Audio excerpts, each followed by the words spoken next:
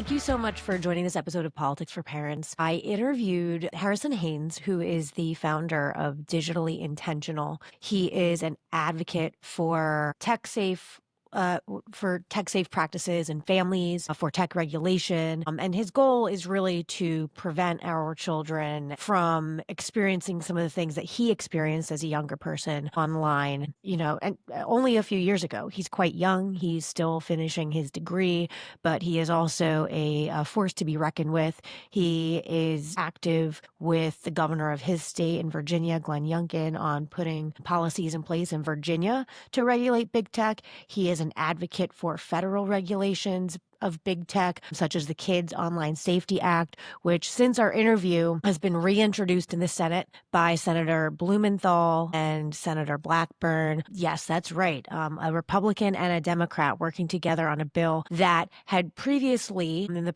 past session in 2024, passed the Senate on a bipartisan basis, but Speaker Mike Johnson would not bring it for a vote in the House. I believe I heard at the time that Meta had built a quite large facility in Speaker Johnson's district. Meta, along with Google, are two opponents of this bill. Harris and I touched upon this bill in our interview, but it had not yet been reintroduced at the time. So we really focused on some other things that can be done as in your own home with your kids, to have conversations with them about, being safe online, about what they can do if, there is activity online that they feel is suspicious or making them uncomfortable. And I really hope you'll listen to this and start thinking about what example you can set for your kids to have healthy boundaries with screens and screen time, what practices you can take on in your home to keep your kids safe. And most importantly, I also hope that you will become familiar with the Kids Online Safety Act, which is now in the Senate. I hope you will consider how you might change your relationship with Meta or Google if they continue to fight this legislation. I use Google Suite for my business, for my personal life. I live on the Google platform, and I will certainly be trying to find ways as a Google customer and client to let them know that, if they have concerns with the KOSA Act, I would love for them to work with legislators to try and make any amendments that might be reasonable to put this piece of legislation in place to keep our kids safe, to protect them, while also getting some key corporate partners on board. But at this point, it really seems that, it's got support from Microsoft, from X, from Snap, from the American Academy of Pediatrics, from National Education Association. So there is a broad coalition of advocates for youth, as well as corporations and social media and big tech companies that are in favor of this legislation. And it really is just Meta and Google at this point against it. So I hope you find this conversation helpful in terms of what you can do in your daily lives with your families, as well as what you can advocate for at the federal or possibly even state level to put some fences around online companies and big tech,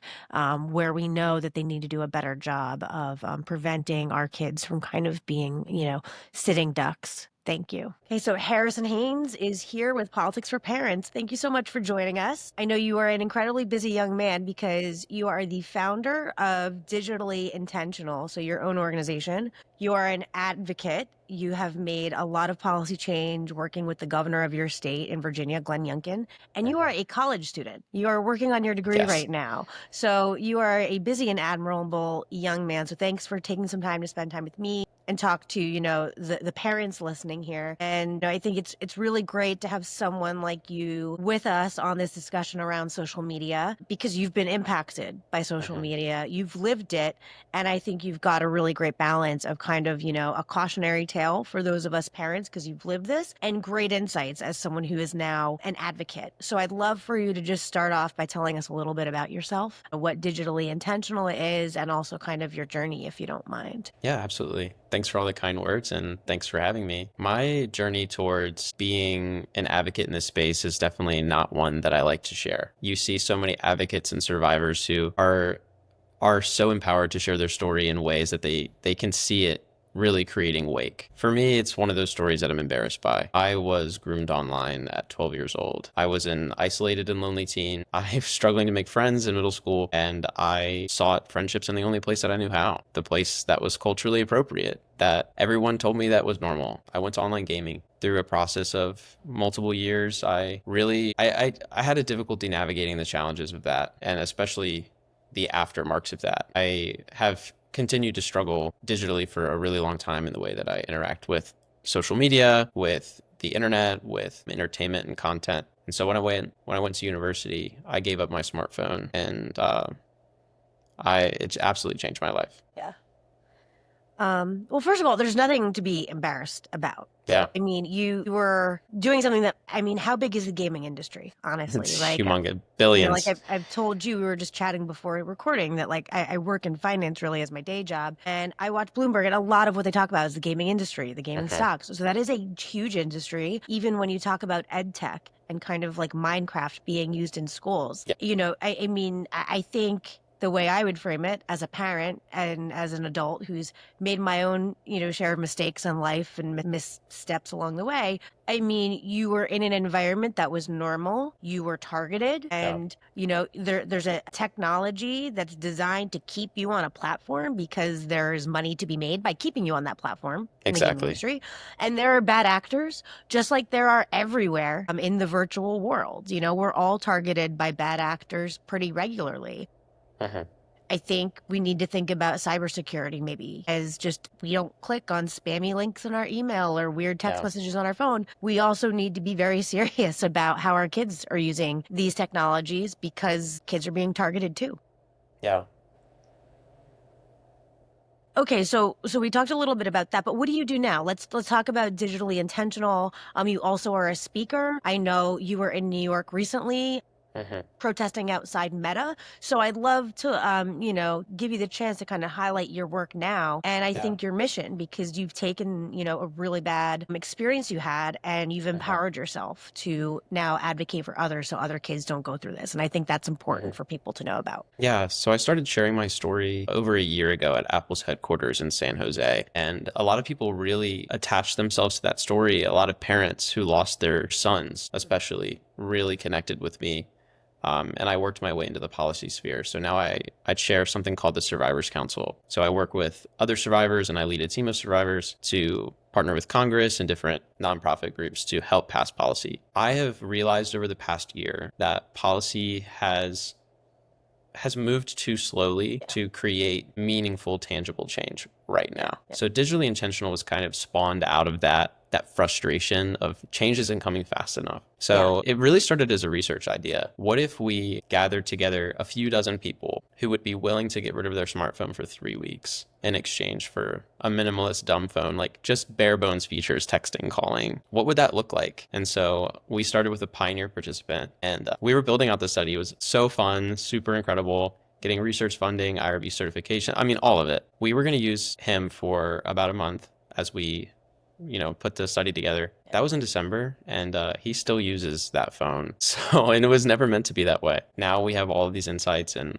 we're working with Virginia Governor Youngkin and partnering the Phone Free Schools movement. So it's been really, really, really cool. I love that because there are times where I forget my phone. And earlier, before I had kids when I was pregnant, I used to forget my phone all the time and I would never run home for it. And my husband got annoyed at me. He said, listen, if something happens to you, if you like have a health incident, you're pregnant now, you've got to have your phone. But for some of the reasons you kind of allude to there, I liked just not having it because I just didn't want my constant, work emails or messaging apps or the Facebook notifications at the time. Like I just didn't want all of that. And it was easier just to ditch it all together. So I think the idea of, having a phone, especially for kids now, because there's so many kids that want a phone and parents want their kids to be able to call them if something's wrong. I think normalizing devices that are literally just for need to know basis communications and separating ourselves from having this thing in our pocket 24/7 that is just connected to everything.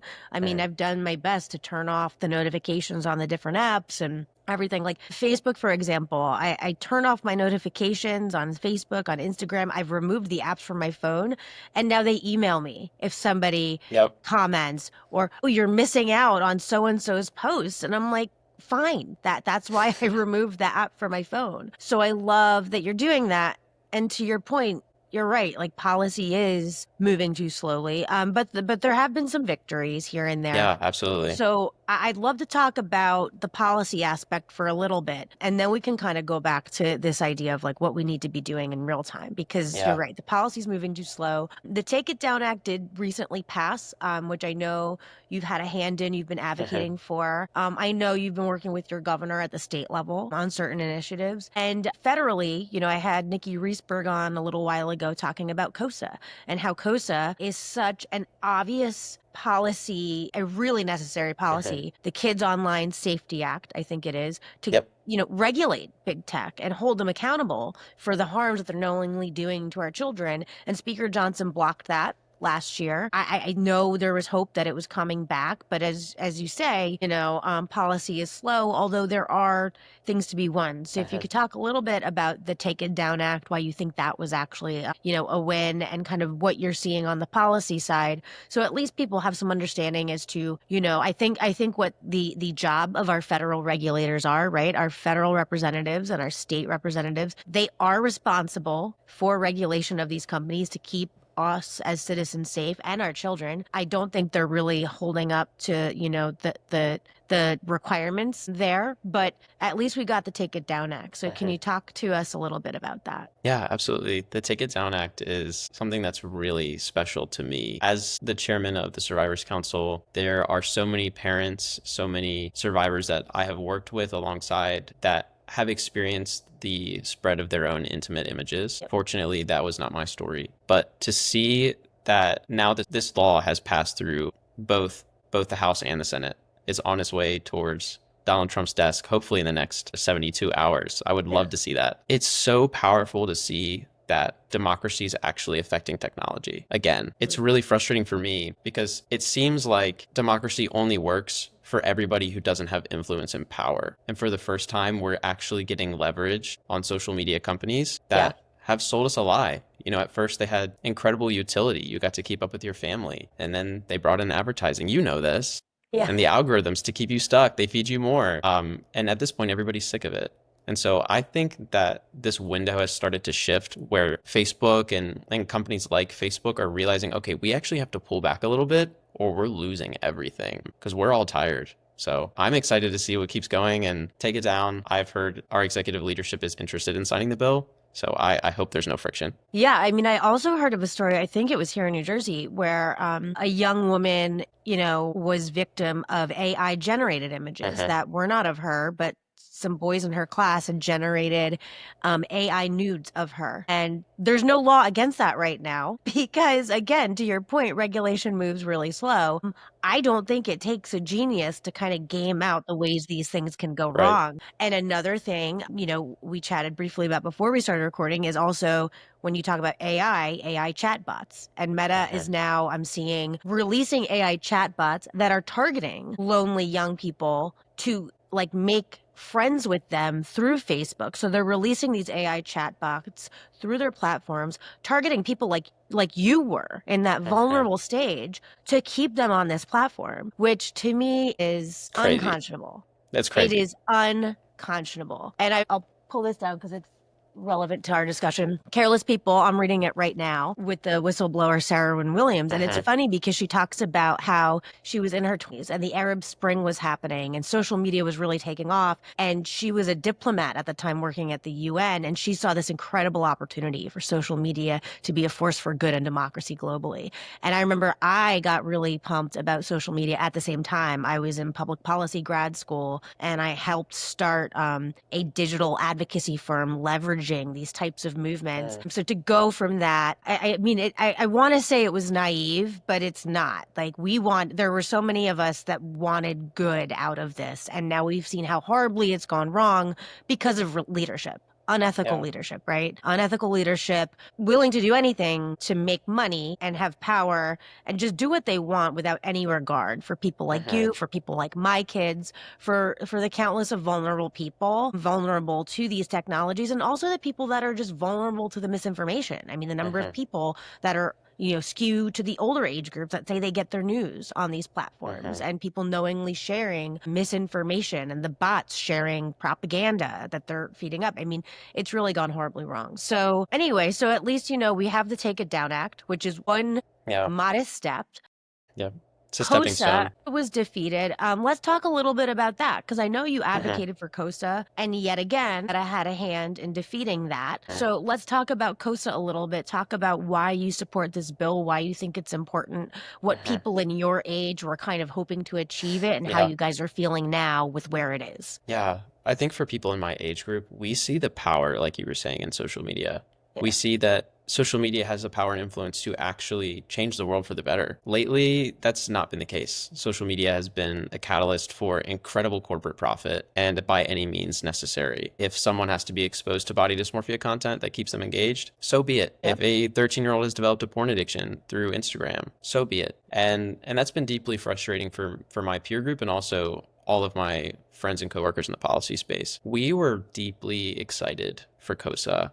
We saw it pass through the Senate, 91-3. That's insane. It got stuck in the House, and I remember watching the stream, and they took a crazy long lunch session, like unusually long, like multiple hours long. And I see this news release from Meta during that lunch break. Instagram Teens has this new feature all of a sudden has been released as soon as federal policy is starting to say you can't govern yourself, Meta. It's time for us to step in. Then they automatically, they pull the trigger and say, no, we got it. We care about safety. We really do. And I think it's absurd because Instagram Teens, they're not safe. You can lie about your age. You can turn it off. You can change your filters. It doesn't matter. Like, it doesn't change anything. It's a beautiful public display. It's just a car wash.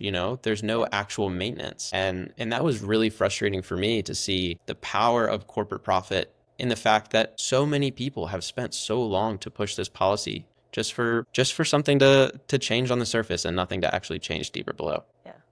Yeah, I mean, I appreciate you sharing the disappointment that you and your peers feel, Hmm. because I do think our leaders have failed you guys. Our leaders failed you guys miserably. And when I think about my experience, working in financial services, a highly regulated, industry. And I used to joke, right? I used to joke at work saying, well, you know what, like, if somebody messes up or whatever, like we're taking our roles seriously. We're not misleading people. We abide by the regulations. But at the end of the day, like if we mess up, like it's just money. No one dies, right? Like, Yeah.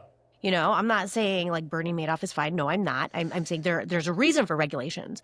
But the thing is, like, we have regulated that industry so much because it is people's retirement, it's people money. But at the end of the day, like if things go wrong, people lose money, but no one dies. In this instance, kids have died, right? Like the suicide rate. Also, kids are being sold drugs on these platforms and fentanyl, and these organizations know. And the regulators know about these harms. They know about the mental health crisis. In fact, every time I think there's a school shooting, they blame mental health, right? So they know that there are real harms here, and kids are dying, and they're doing nothing about it. They're not doing nearly enough. Maybe nothing isn't exactly technically correct, but they're not doing the right thing. To your point, I mean, I think I appreciate that you guys are being advocates. I appreciate the fact that you are a speaker, that you are seeking to get the word out about what's going on for the sake of, the next generation, for my kids, for when they enter these platforms, because it is unconscionable as a society to let this continue. So having said that, having beat the dead horse, we all know Congress is like super ineffective and we really need Right. some new blood in there. I'd love to talk about some of your efforts at the state level. You work with your governor on initiatives. And I think, that's great for our listeners to know as well, because there are actions, like just because Congress is useless doesn't mean every level of government is. And maybe there's other things we can do. So talk about what's going on in Virginia and what your work with the governor's been. Yeah, Virginia has been a really incredible place for everything to start. I know Utah has also been really, really spearheading this movement, especially the phone free schools movement. So 2 years ago, Virginia Governor Youngkin, he released Executive Order 33, which created a stepping stone for all of the counties and school districts in our state to make decisions about digital policy. How are we going to have phones in our schools? Because something's not working, especially post-COVID. with the Yep. development of AI. Like it was falling apart. We're losing teachers like crazy. Yep. Something's got to change. And so he says, you know what? Bell to bell, phone free schools. We want to see students engaging and interacting again. Following that, there was lots of challenges. We can't push that under the rug. Kids were not happy. Some kids were. There was like, I would say a quarter of kids were really excited to start socializing again, but a lot of kids were struggling. You know, Yeah. this was the way that they interacted and navigated the world around them was through the Yeah. screen. So he released a policy, Executive Order 43, a mental health initiative. It took together family, community, and government work groups to all come together and say, we're going to address this in the most holistic way possible. Mental health, physical health, spiritual health, all sorts of different community groups. Yep. For a way that actually works for kids and isn't, a government overreach or some sort of, corporate effort. Yeah, it's been really, really, really special. Yeah. And I, also, at my local level, recently I came across a post about Screen Free Week, right? A Screen Free Week initiative. I know I've seen some schools doing it. And then this particular post was it was a report released about teens, and it was a program kind of targeting teens to get off social media, get off your screens and into public spaces and do a screen-free week. And there was a variety of organizations, foundations, the public libraries were involved, and some parks and recreation departments. And I thought, well, that would be great if like our town committed to a screen-free week. So I went and met with our mayor earlier this week to say, hey, I know that we have a mayor's wellness initiative. And as part of that, I think it'd be great for our town, Red Bank, New Jersey, to do a screen-free week. We've got so many organizations I think would be involved. Our public library would probably host programming. If we had programming every day for not just teens, I think we need everybody involved, from, the youngest folks up to the older generations. Get everyone off their screens and host programming for everyone so that we can connect as a community. I think, there's so many studies when we talk about democracy and the demise of civic discourse, we talk about the lack of community. When we talk about teens and mental health, we talk about the lack of interpersonal interaction and the screens. So I think also really pushing for screen-free initiatives in our communities to really like get people in the habit of just putting it down and getting out and connecting with people. I think, and we talked about this a little bit because it comes down to habits as well. In the long term, what we all need to be doing is advocating for our elected officials to uphold their responsibility to us and to regulate these companies. But while we wait for that to go at a snail's pace, and while we wait for them to hopefully ignore all the lobbyists and the tens of millions and hundreds of millions of dollars tech will spend and not be regulated, we can also control how we, model behavior for younger people and how we use technology ourselves. So I guess that brings a little bit back to digitally intentional, but can you talk a little bit about, some of the findings from your research on being screen free? Can you talk a little bit about some practices that you've taken, that you've seen other people take, that maybe parents may want to consider when they want to think about, having healthy habits themselves so that their kids can, use these devices, but use them intentionally and responsibly and keep themselves safe? Yeah. I love that framing that you just said, like the short term versus the long term. In the social work counseling process, in my education and my background, when a client sits down with you for the first couple of sessions, you work through your different goals. You have the short term goals, you have the long term goals. And those long term goals, they are policy change. And you sit down for the short term goals. And I think so many policy advocates right now are investing all of their short-term goals into their long-term goals. And they're saying policy, policy, policy, policy. And everybody's burnt out and everybody's exhausted. And so I love that question. What have we taken from this? So like I said, when I went away to university, I got rid of my smartphone. I journaled so much during this time because I was a COVID kid. I was in high school during COVID. The social distancing in my mind never really went away. I was like, how do I interact with people now? Like, how does this actually work? Yeah. How do I make friends? I'm in college, So I had no idea what I was doing. But I started journaling a lot and found these digital boundaries that were really, really healthy for me, especially when I returned to a smartphone for that year. That year wreaked havoc for me. I fell right back into it. It was like I didn't skip a beat. It was like I had a smartphone the whole time. Could you just like expand on that a little bit? Because Yeah. I think like from my perspective, my kids haven't used social media yet, and I'm really, really terrified. And social media, like Facebook started when I was already out of college. So Hmm. I think like emotionally and developmentally, my brain was in a place where I could, catch myself. Like I remember Hmm. early in the Facebook days, I was like, I'm spending more time talking to people on Facebook than I am with my own friends. And I need to chill out and like focus more on my real life friends and not these Facebook connections. So I love when you say it wreaked havoc on you as a young person, I think it's important to unpack that a little bit and for people Hmm. and parents to understand like what do you mean what do you mean like what was happening, Yeah. you know? So for me and my generation, most of us were getting phones at the beginning of middle school, like age 12, age 11. Some of us are even younger in elementary school. So we were exposed to all sorts of content. Some of it was great. Some of it had the power to change the world. A lot of us were exposed to our hobbies and interests and Yeah. created communities where we met our friends, got into church groups, and we thrived in so many ways. But then there was the dark undercurrent of those of us who had to, you know, leave school to go to some sort of eating disorder treatment. There were some of us who struggled with pornography, like myself, for years and years and years. And all sorts of different ways we coped through digital media. That was just our culturally acceptable narcotic of choice. That was the one that was handed down to us from corporations and communities and throughout culture. So Yeah. when I went back to a smartphone after 2 years of not having it, it was like a binge, you Yeah. know? I started struggling with porn again, something that I had almost gotten out of the door. Engaging with social media, I started struggling with my body image again. Huh? I couldn't go, a few hours without watching YouTube or scrolling or just picking up my phone to stare at it for a minute, Yeah. open up a couple pages that I didn't need to, only to put it right back down to do it again a few minutes later. Yeah.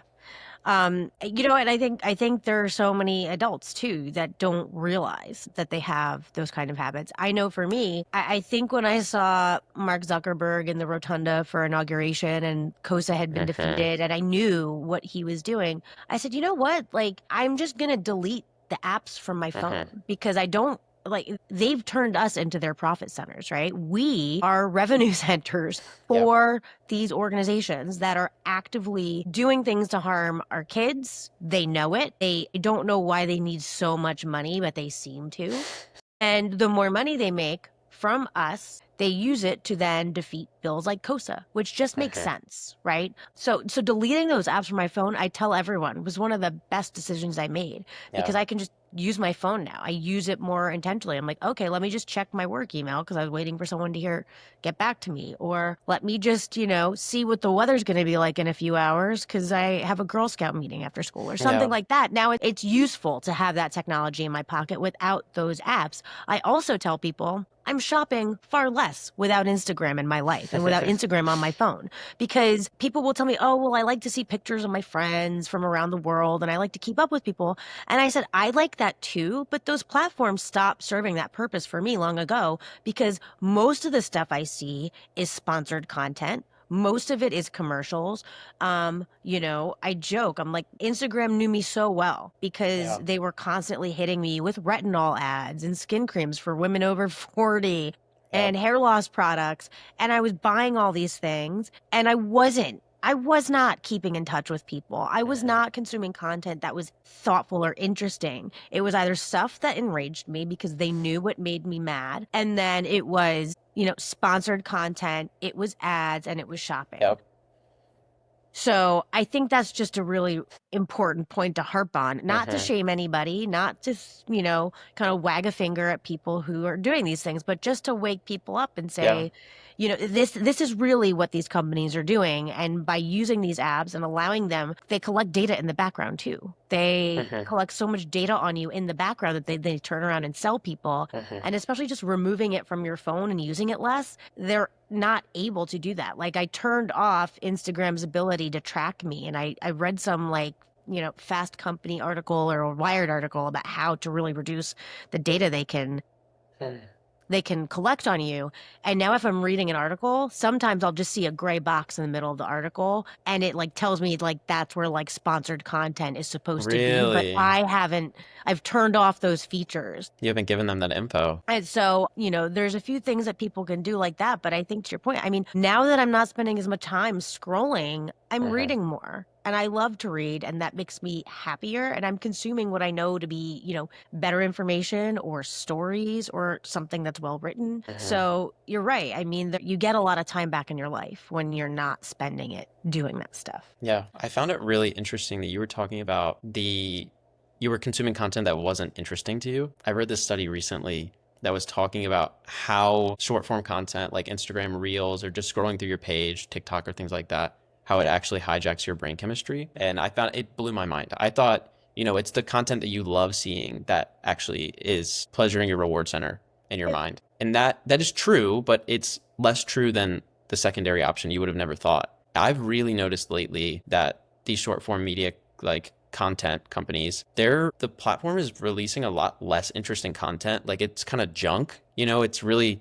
been watered down and it's starting to hijack this human like in and it's really been relayed back to our hunter and gatherer instinct, that instinct that keeps continuing to drive us through things that are not rewarding, trees, more trees, plants, can't eat that. Not interesting content, but it's pleasuring your reward system anyway, idly, to continue to keep going, to continue to keep searching for that thing you were looking for. So even when you see stuff that you don't want to see, it's still continuing to hijack your chemistry. And how have we given this amount of power to social media companies to completely change the way our minds work? Yeah. I just think that's insane. Yeah. I mean, I know I've been meaning to read a little bit more and dig into Jonathan Haidt's, Uh-huh. work.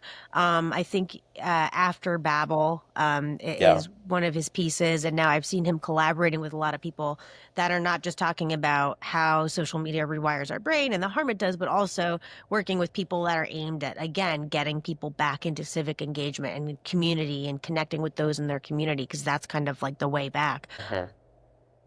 But yeah, I mean, the fact that, I think it was maybe last year, the lawsuit against TikTok, and there was an NPR reporter, I want to say out of like their Kentucky affiliate or something Uh-huh. along like a local affiliate. She had seen that throughout the discovery papers that were released to the public, they hadn't been redacted properly. And she was able to remove all the redactions. And she saw, the admissions by TikTok representatives through this litigation that they knew the content was harmful for teens, Wow. that the algorithm was creating content that was harmful they knew the harms, and they deployed it anyway because they knew this was a way to keep kids on the platform and just keep them scrolling. I personally have never used TikTok really. I have a Yeah. TikTok account and I've posted stuff there online, and it's interesting how much traction it gets, but I mean, it's just like, to me, it's off, but it's like too in your face. It's too much. I just Yeah. don't consume information that way, but I could see people like just scrolling, even with the YouTube shorts now, Yeah. it's very quick that the kids That's are where like, I fall. Even on my yeah, computer. Like I'll get stuck there on my computer now that I don't have a smartphone. It just traps you. You don't realize. You see one piece of content that's interesting, you see another right after it. There's 15 videos that are junk. Then you get mhm, one more and then it keeps going and you're like, "Oh, where did the last 45 minutes go?" yeah. And it's hard to see it when you're in it, right? Because it just kind of all happens so quickly. And I mean, to the earlier point about the steps you have to go through to change like your settings so Uh-huh. that it's not constantly tracking you, it's not feeding. I mean, they've designed it such that that's Uh-huh. kind of like it's just kind of like happening to you, and it's really Yep. hard to stop it. But with YouTube especially, I went through the steps to do a YouTube kids account because my daughter, like to your point, she loves science. Like kids Uh-huh. have their interests on YouTube. If they're into baking, there's all really cool baking Yeah. shows for kids. So your kid can start out watching this great baking show, but then before you know it, they're watching this like weird AI generated cartoon thing. And then and the content like goes downhill. Uh, So, I went through the effort to try to create a YouTube Kids account where I could allow her to search for what she wanted and like limit the stuff that was not for kids. Uh-huh. But I really found the settings to be insufficient. because even though, you are saying, okay, I don't want my kid to see stuff that's not for kids, as someone who also uses YouTube as a content creator, it's up to me when I Mhm. upload a piece of content to say, this is not for kids, even though like there's nothing that I talk about that's not. I mean, it's just not really geared towards them. But I mean, again, you're reacting on people that potentially could be bad actors to flag themselves as this, and they can Yeah. still target kids. So I had to go through this really cumbersome process just to like lock it all down and only permit certain channels. And at the Yep. end, I still didn't really think it was sufficient. So we basically don't use it anymore. And she's lost Mhm. access to some content just because I can't watch her 24/7 and I want her to be a little bit more responsible. And she even admitted one night, she's like, yeah. And then this like video came up and it was kind of creepy. So I just turned the whole thing off. I'm like, all right, well, thank you for telling me that Mhm. happened because I want to know when there's content that upsets you, and I'm sorry that like something got in that like shouldn't have. So Yeah. maybe talk a little bit too. That brings us to kind of parents and how Mhm. parents can talk to their kids about these situations. Do you have any advice based on your experiences or things with your peers on what parents can do so that if kids find themselves in a situation that makes them uncomfortable or they're worried about something online, like creating a safe space and a way for them to talk to you if a problem happens and God Yeah. forbid, bad actors get in their feed? Yeah, absolutely. There's so many different interventions you can do as a family. I like to say that conversations are like a digital vaccine. Yeah. Having conversations with kids early about the harms that are online, they will find out no matter what that there are harms online. They will be exposed to content eventually. The average age of porn exposure right now is 10, which is just baffling to me. It's even younger for boys. Yeah, I think that's absurd. My peers and I were exposed between like 13 and 16, and to think that it's gone to like 10 is crazy. But creating spaces where you can set your kids up for success. And maybe that means having video games in the living room or having screen together time. I know Nikki Riesberg is a huge advocate of that. They all use their screens and work in the same room in the living room. Her kids will play on the game and she'll be doing her work. And I think giving your kids that space to see what it looks like to have a positive relationship with technology, and you can be that example, that shining star for them to follow, that's a Yeah. huge step. Your kids are going to look up to you so much more if you have these healthy relationships with tech. They want to talk to you. Put the Yeah. screen down. And I think one of my biggest pieces of advice is oftentimes parents will say, what is the right time for my kid to get a phone? What is the right time that they're on social media? And I think we should really start to question as a society, what is the value and utility of these devices and platforms for every one of us? Yep. Absolutely. 100%. Yeah, it's so terrifying to think that this window has shifted so much from the utility of social media. I used to be able to see pictures from when my grandma was on vacation. I was like, oh my gosh, grandma, your trip to Mexico looked awesome. Yet now I see like half naked women, AI generated garbage, and things from Joe Rogan that are junk. Like all of it's junk. Yeah. I'm like, where's Yep. my family? Exactly. It's not what Exactly. I signed up for. And I think for parents questioning what does this mean for our kids, I think we should question it for everyone in the home. That's a really important point. Because I also, for a while, I was kind of the person saying, "Oh yeah, my feeds." People would complain, "Oh, there's all this stuff in this feed, all these ads, things I don't Mhm. want." And I'm like, "Yeah, I try to really carefully curate, like Twitter, for example. I was a very early user of Twitter. I was really, really focused on making sure, like, I followed the right people. If Mhm. somebody started posting stuff that like I was no longer interested, I would unfollow." And I tried my best to make it a really well curated space. And same with Mhm. Facebook. If there's somebody who I accepted a friend request from just to be polite, but honestly, like they overshared and I didn't care about it, like I would Mhm. just hide them. But despite my efforts of trying to make like very carefully curate these spaces so I was only seeing what I want, by the time I left, you're right. I was not seeing anything. I saw so many reels about like beauty finds at TJ Maxx and stuff like that. Mhm. And every now and then I'd click. I'm like, oh, well, I'm interested to see a deal I could get. And it was such garbage, even if you watch the video. It was Yep. not interesting at all.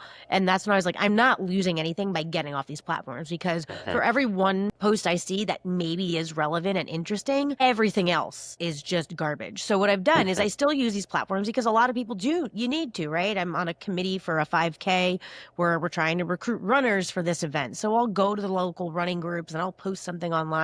But the thing is, I only access these apps now through the web interface through my computer. So I've got to go to my computer, I've got to log on the site. And at that point, I've got this file up. I'm like, I'm posting this image to this page, and I'm saying this. and then I kind of get off. I mean, I Okay. have like 30 notifications, and maybe I look through, and half those notifications aren't even like people commenting on something I posted or something I care about. It's just like, your friend posted this and people are reacting. I'm like, Uh-huh. great, good for them, whatever. So, that's a really important point is, if you can just get yourself out of the habit. Get yourself out of the habit and step away and come back with a clear head. It really matters in how you kind of use these platforms and realize that like they're not that useful. So, I think like we've covered a lot. And what I want people to always walk away from these episodes is feeling empowered with information, but also Uh-huh. if they're fired up, if they're like, take these guys down, let's Yeah. regulate whatever. If they want to do something, what would your advice be to listeners, to parents who really want to take action and who want to make sure that they get involved so that we can kind of set things right for the next generation? Yeah, absolutely. I would say here's two pieces of advice that I really recommend. Get out a piece of paper, write down the three most important things in your life. The digital age has stolen so much from us and has created all these false priorities. Let's get back into alignment with what actually matters to us. Family life, whatever, work, passions. If you want to get involved in this broader movement, you can reach me at harrison@digitalyintentional.org. We will get you set up right. Awesome. Awesome.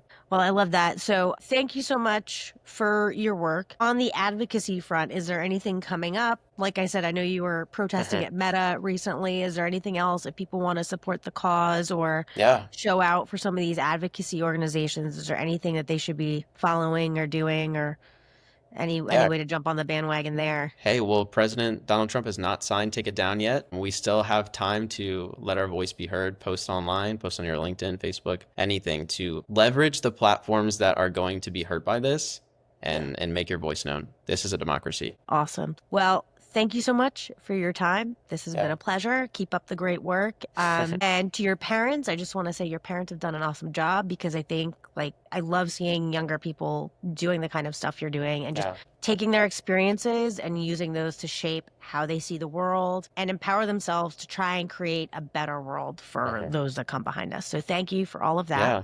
Thanks for And this having has been me. a pleasure. All right. Thank you. Yeah. Thanks. Thank you so much for joining this episode of Politics for Parents. So, I recorded this episode probably almost 2 weeks ago with Harrison Haynes, who is the founder of Digitally Intentional. He is an advocate for tech regulation, for people to be more, I guess. Thank you so much for joining this episode of Politics for Parents. I interviewed Harrison Haynes, who is the founder of Digitally Intentional. He is an advocate for tech safe practices in families, for tech regulation. And his goal is really to prevent our children from experiencing some of the things that he experienced as a younger person online, and only a few years ago. He's quite young. He's still finishing his degree, but he is also a force to be reckoned with. He is active with the governor of his state in Virginia, Glenn Youngkin, on putting policies in place in Virginia to regulate big tech. He is an advocate for federal regulations of big tech, such as the Kids Online Safety Act, which since our interview has been reintroduced in the Senate by Senator Blumenthal and Senator Blackburn. Yes, that's right. A Republican and a Democrat working together on a bill that had previously, in the past session in 2024, passed the Senate on a bipartisan basis, but Speaker Mike Johnson would not bring it for a vote in the House. I believe I heard at the time that Meta had built a quite large facility in Speaker Johnson's district. Meta, along with Google, are two opponents of this bill. Harris and I touched upon this bill in our interview, but it had not yet been reintroduced at the time. So we really focused on some other things that can be done as in your own home with your kids to have conversations with them about, being safe online, about what they can do if, there is activity online that they feel is suspicious or making them uncomfortable. And I really hope you'll listen to this and start thinking about what example you can set for your kids to have healthy boundaries with screens and screen time, what practices you can take on in your home to keep your kids safe. And most importantly, I also hope that you will become familiar with the Kids Online Safety Act, which is now in the Senate. I hope you will consider how you might change your relationship with Meta or Google if they continue to fight this legislation. I use Google Suite for my business, for my personal life. I live on the Google platform, and I will certainly be trying to find ways as a Google customer and client to let them know that, if they have concerns with the KOSA Act, I would love for them to work with legislators to try and make any amendments that might be reasonable to put this piece of legislation in place to keep our kids safe, to protect them, while also getting some key corporate partners on board. But at this point, it really seems that, it's got support from Microsoft, from X, from Snap, from the American Academy of Pediatrics, from National Education Association. So there is a broad coalition of advocates for youth, as well as corporations and social media and big tech companies that are in favor of this legislation. And it really is just Meta and Google at this point against it. So I hope you find this conversation helpful in terms of what you can do in your daily lives with your families, as well as what you can advocate for at the federal or possibly even state level to put some fences around online companies and big tech where we know that they need to do a better job of preventing our kids from kind of being, sitting ducks. Thank you.